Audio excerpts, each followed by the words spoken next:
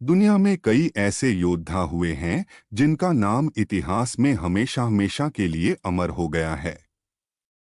ऐसे ही योद्धा थे फ्रांस के महान बादशाह कहे जाने वाले नेपोलियन बोनापार्ट। उन्होंने दुनिया के एक बड़े हिस्से पर राज किया है।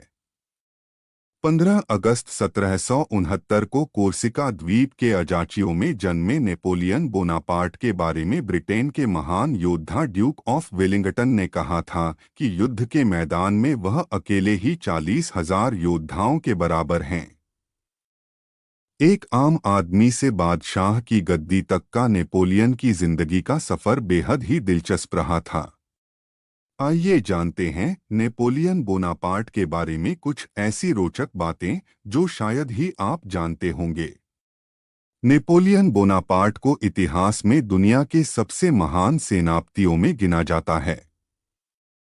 उन्होंने फ्रांस में एक नई विधि संहिता भी लागू की थी, जिसे नेपोलियन की संहिता कहा जाता है। उनकी कानून संहिता में सिविल विवाह और तलाक की प्रथा को मान्यता दी गई थी। यह उस समय के हिसाब से बहुत बड़ी बात थी। नेपोलियन ज्यादा धनी परिवार से तो नहीं थे, लेकिन वह पढ़ाई में काफी तेज थे। इसलिए उनके माता पिता ने महज 9 साल की उम्र में ही उन्हें पढ़ाई के लिए फ्रांस भेज दिया। उनकी पढ़ाई अलग अलग जगहों पर हुई और सितंबर 1785 में उन्हें ग्रेजुएट की डिग्री मिली। फिर बाद में वह फ्रांस की सेना में शामिल हो गए, जहां उन्हें तोपखाना रेजिमेंट में सेकेंड लेफ्टिनेंट की रैंक मिली थी। आपको जानकर हैरानी होगी कि महज 24 वर्ष की उम्र में ही नेपोलियन को ब्रिगेडियर जनरल बना दिया गया था। नेपोलियन ने अपनी वीरता और सूझबूझ से कई लड़ाइयों में जीत हासिल की थी।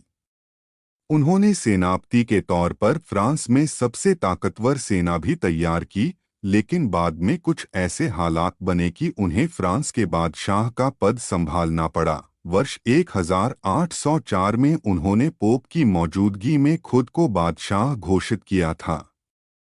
साल 1815 में वाटरलू के युद्ध में हार के बाद अंग्रेजों ने नेपोलियन को अंध महासागर के दूर द्वीप सेंट हेलेना में बंदी बना दिया, जहां 6 साल बाद उनकी मौत हो गई। कुछ इतिहासकारों का मानना है कि अंग्रेजों ने उन्हें आर्सेनिक जहर देकर मार डाला था। दरअसल आर्सेनिक को जहर का राजा कहा जाता है। इसकी वजह से शरीर के बहुत से अंग काम करना बंद कर देते हैं और अंत में व्यक्ति की मौत हो जाती है।